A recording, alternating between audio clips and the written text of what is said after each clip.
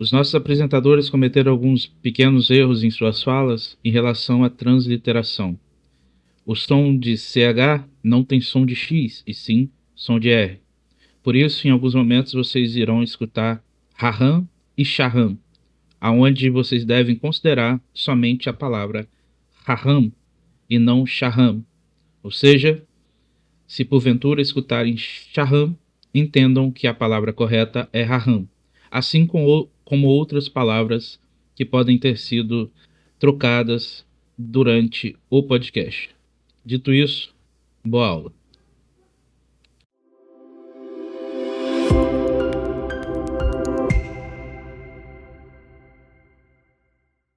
Bem-vindos e bem-vindas ao Ravuta Chat. Hoje a gente mergulha num tema, olha, fascinante. Orientações para a vida justa e saudável, tudo baseado nos ensinamentos do grande Maimônides. A nossa fonte principal é o Mishneh Torah, né?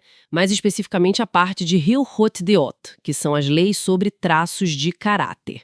E a nossa missão aqui é tentar desvendar como Maimônides guia a gente para encontrar o equilíbrio, sabe, aquele famoso caminho do meio. Isso tanto para o nosso jeito de ser, para o temperamento, quanto para a saúde física, mental e para construir uma vida com ética, com propósito. Ele começa interessante reconhecendo a nossa diversidade, né? Tem gente que é pura raiva, tá sempre fervendo. Exato. E outros que, nossa, quase nunca se irritam. Isso, e tem o super arrogante e o outro que é humilde até demais. E aqueles que só buscam prazer sem parar. E outros que mal desejam o básico para viver. Tem o mão fechada que sofre para gastar um tostão e o esbanjador que joga tudo fora. É uma lista enorme. Sim, ele mapeia bem essa variedade. E o ponto-chave é que ele diz que algumas tendências são mais da pessoa mesmo, tipo nascem com ela, outras a gente aprende ou pega mais fácil. E aí, partindo disso, ele já manda o recado principal.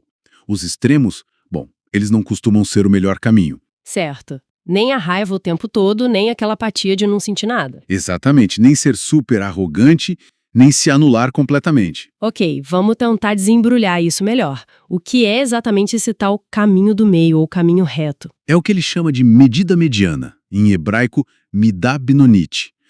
Imagina assim, para cada característica nossa, tem um espectro, uma linha. O caminho reto está ali, bem no meio, longe das duas pontas. Dá um exemplo prático. Claro, pega a raiva. O ideal não é ser um poça de tranquilidade que nunca reage, tipo uma pedra. Mas também não é explodir por qualquer coisinha. A pessoa equilibrada para o Maimônides, ela se irrita sim, mas só com algo grave, algo que realmente mereça essa reação. Para quê? Para que aquilo não aconteça de novo. É uma raiva funcional, digamos. Entendi. Uma raiva que tem um propósito, não só uma explosão. Isso. E vale para tudo. Para os desejos, buscar só o que o corpo precisa mesmo, aquilo que é impossível viver sem luxos desnecessários. E no trabalho? Dinheiro? A mesma lógica. Buscar o suficiente para viver bem, para as necessidades básicas, sem cair na ganância, naquela coisa de querer sempre mais e mais. E na generosidade também. Dar caridade conforme o que você tem, emprestar para quem precisa, mas sem ser nem pão duro, nem jogar dinheiro fora. O equilíbrio. Até no humor ele entra. Até no humor. Ele diz para não ser debochado, leviano demais, sabe? Mas também não ser triste, reclamar o tempo todo. O ideal é uma alegria serena, tranquila, com um semblante bom, agradável. E quem consegue viver assim nesse equilíbrio todo ganha algum nome especial? Sim, essa pessoa é chamada de sábio. O Raham é a pessoa que tem as características equilibradas, medianas. Mas aí tem uma nuance que eu acho fascinante. Existe também o piedoso, o chassid. Ah, o chassid. E qual a diferença? Ele é mais que o sábio? Não diria mais, mas não Ou é que é uma diferente. O chassid ele se desvia um pouquinho do meio. É como se ele colocasse um rigor extra, por piedade mesmo. Como assim? Por exemplo, na modéstia. O caminho do meio é ser modesto. O chassid, ele vai além, ele busca a humildade extrema, aquilo que Maimônides chama de shefal ruach, um espírito muito baixo. É uma medida de devoção a mais, sabe? Mas Maimônides faz questão de dizer, o caminho recomendado, o caminho padrão para todo mundo, é o do meio, o do sábio. Isso me conecta muito com a ideia de imitar Deus, né? De andar nos caminhos dele, ser gracioso, misericordioso. Exatamente.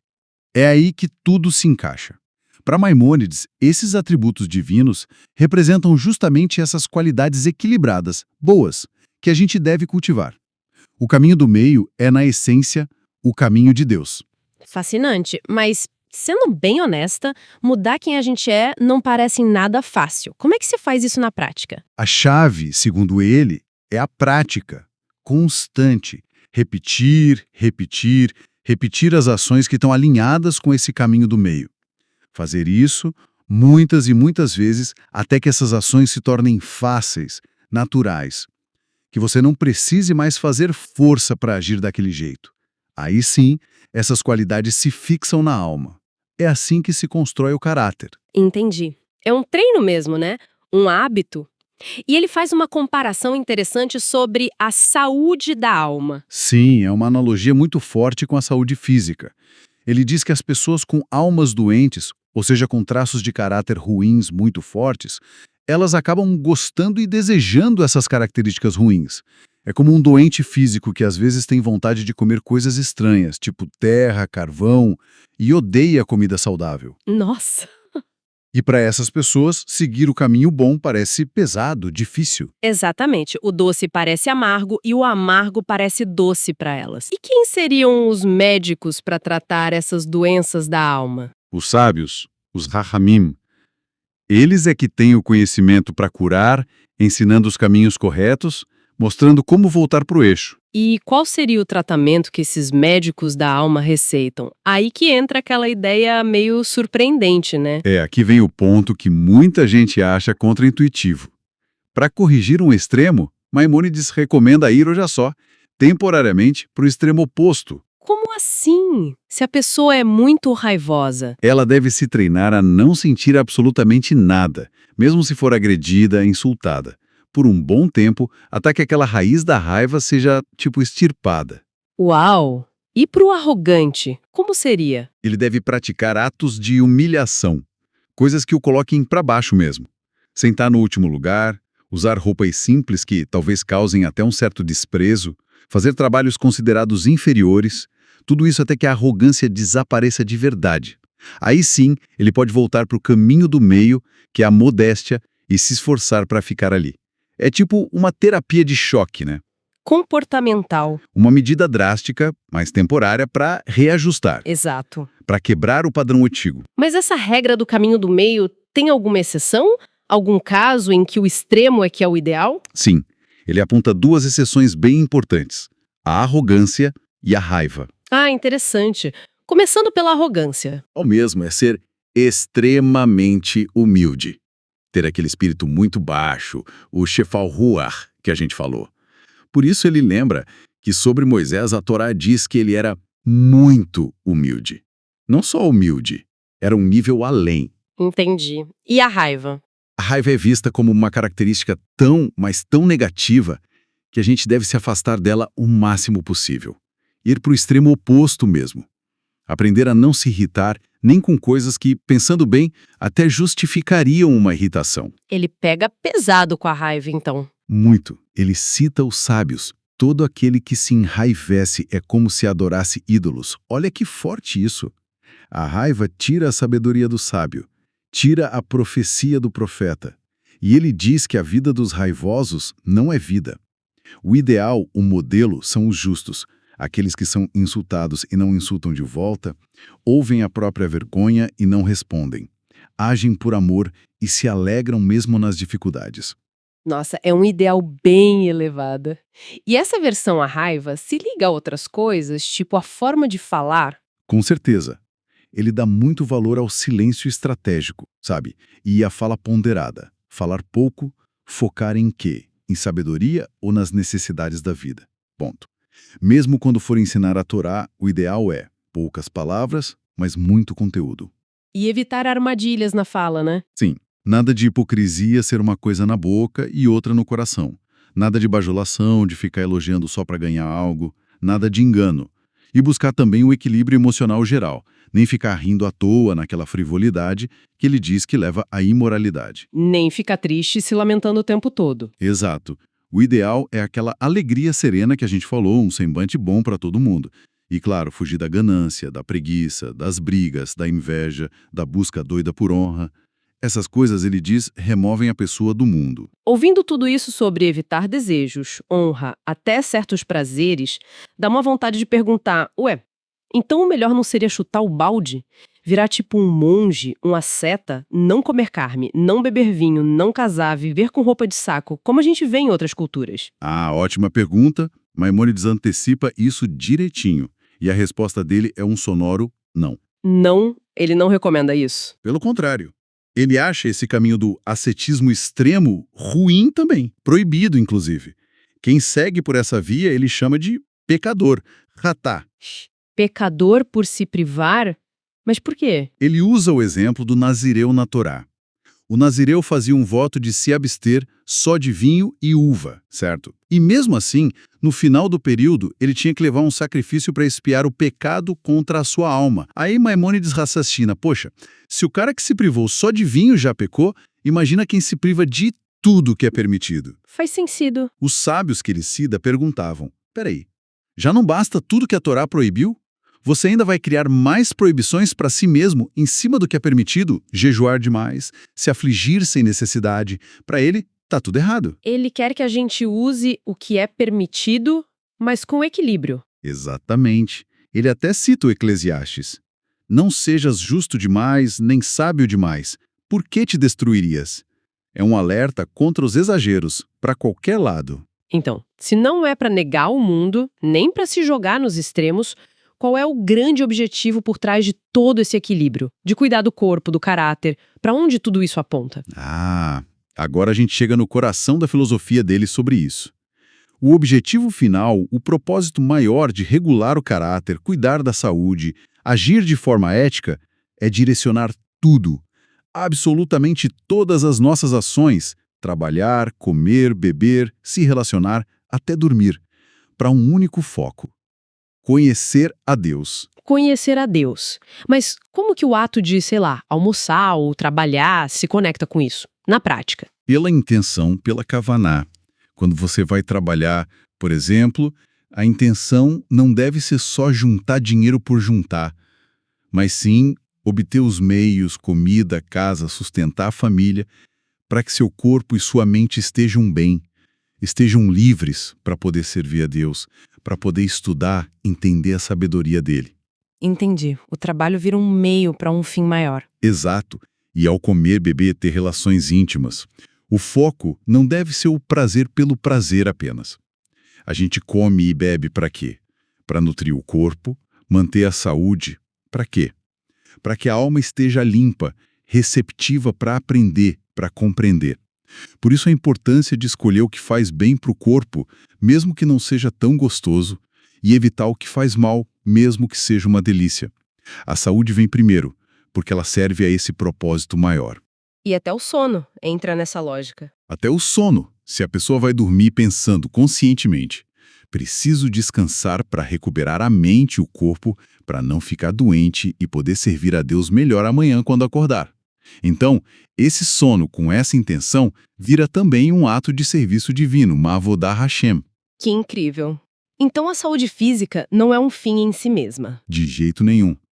Manter o corpo saudável e forte é um dos caminhos de Deus, porque é impossível, ele diz, entender ou meditar sobre a sabedoria divina se a gente está com fome, doente, com dor. O objetivo de ter um filho, por exemplo, deve incluir a esperança de que ele se torne um sábio em Israel. Se a pessoa vive assim, com essa filosofia, ela está servindo a Deus o tempo todo, em cada coisinha do dia. É aquela famosa citação de Provérbios, né? Em todos os teus caminhos conhece-o, e ele endireitará as tuas veredas. Exatamente essa. Maimônides vive essa citação. Fica só na filosofia, né? Ele entra nos detalhes super práticos de como manter essa saúde física. Parece até um manual de bem-estar do século XII. Totalmente. O capítulo 4 de Hilkot Deot é isso. É um guia prático de saúde. E é impressionante como muita coisa ali soa atual. Quais são os pilares principais que ele coloca para essa vida saudável? Olha, são vários. Primeiro, alimentação.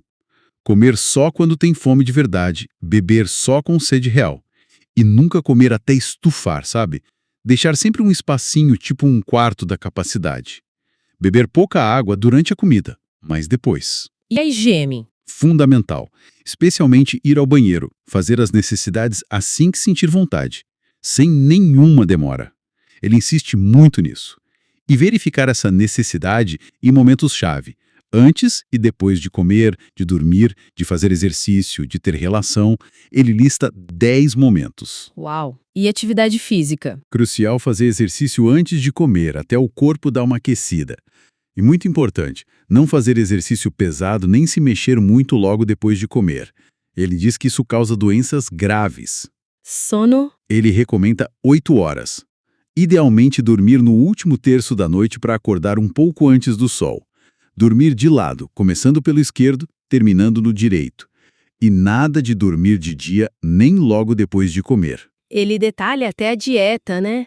O que comer, o que evitar. Sim, tem ordem certa para comer coisas mais laxantes primeiro, tipo uva, figo, as mais astringentes depois, tipo romã, maçã.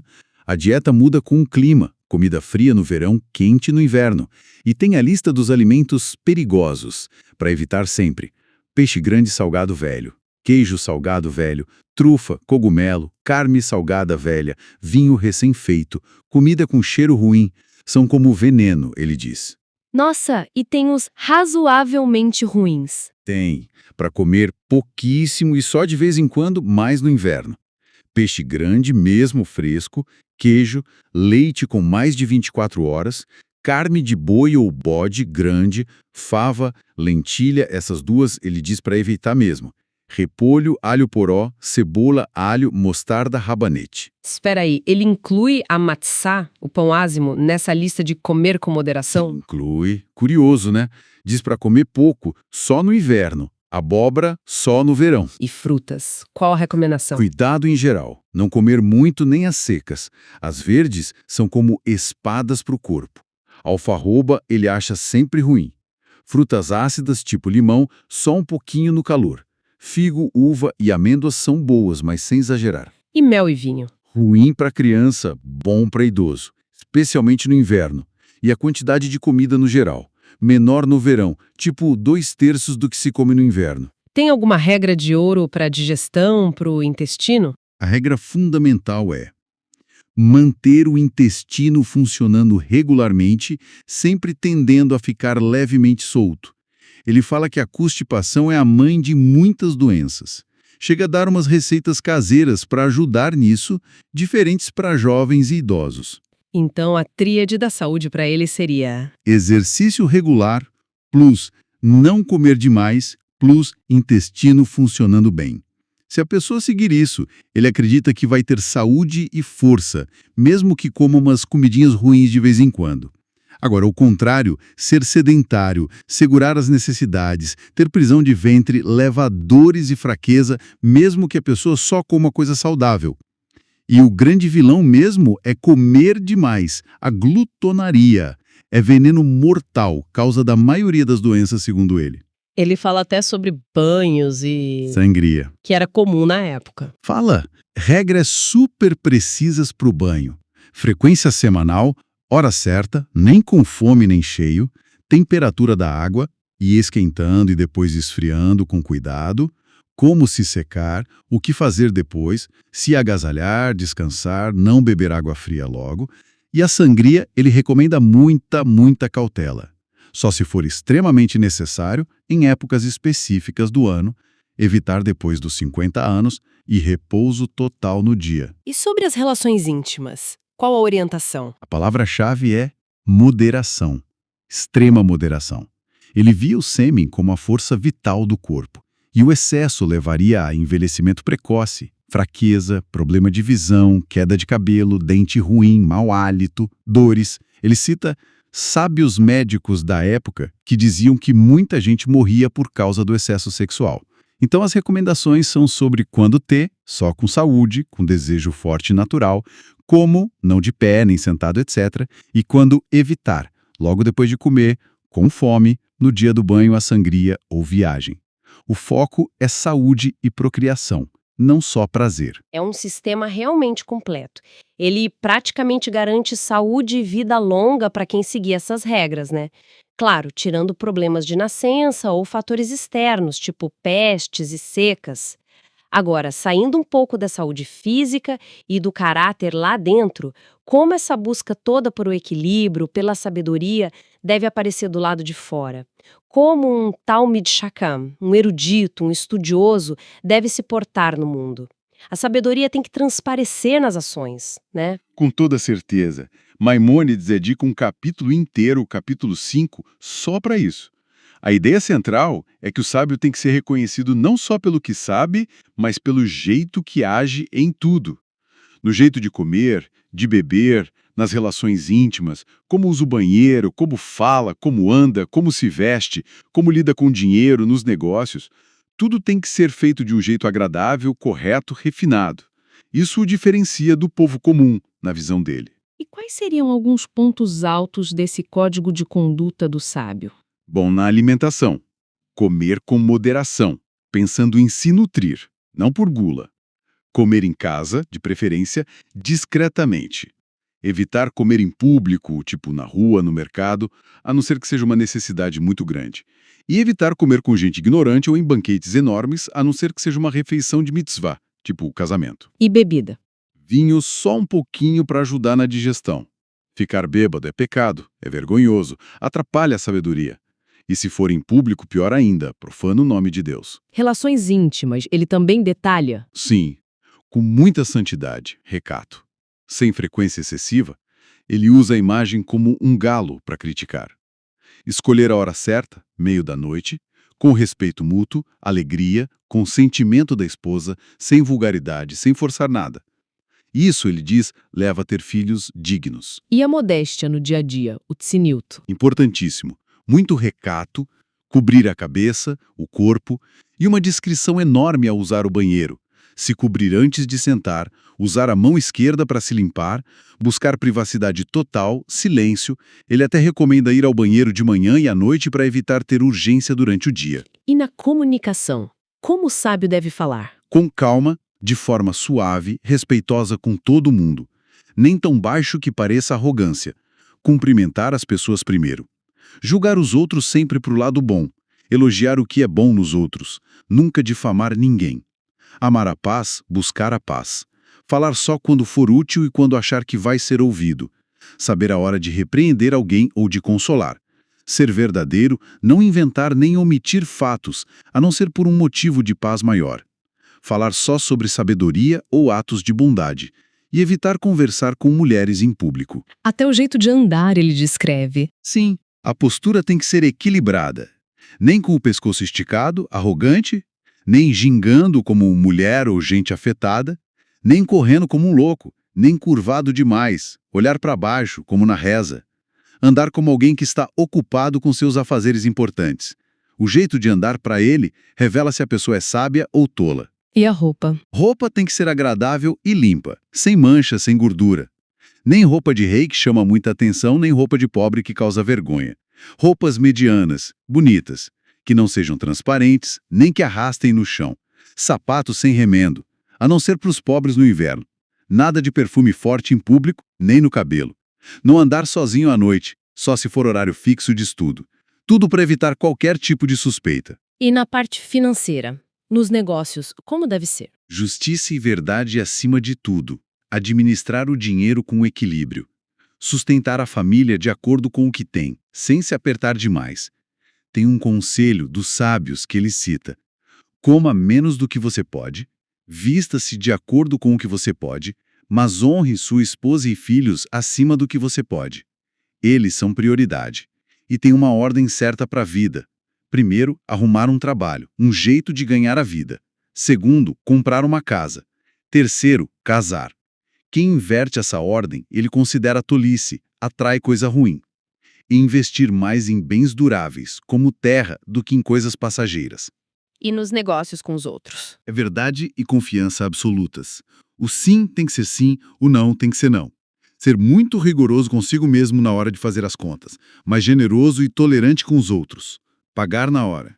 Cumprir a palavra, mesmo que não tenha contrato assinado. Se alguém te deve, ter paciência, perdoar a dívida se for o caso, emprestar de novo. Não entrar em competição desleal, não tentar prejudicar o negócio do outro. Nunca causar angústia para ninguém. A regra geral é: seja dos perseguidos, não dos perseguidores. Dos insultados, não dos que insultam. É uma ética muito elevada para a vida prática. Sem dúvida. E tem um ponto que Maimônides bate muito na tecla: a influência do ambiente em que a gente vive. Ah, a companhia, as amizades. Exatamente. Ele diz que é da nossa natureza sermos influenciados pelos amigos, pelos colegas, pelos costumes da nossa cidade, da nossa sociedade. A gente pega os hábitos dos outros. E a conclusão prática disso seria? Buscar ativamente a companhia dos justos, dos sábios. Ficar perto deles, sentar com eles, para aprender com o jeito deles de agir.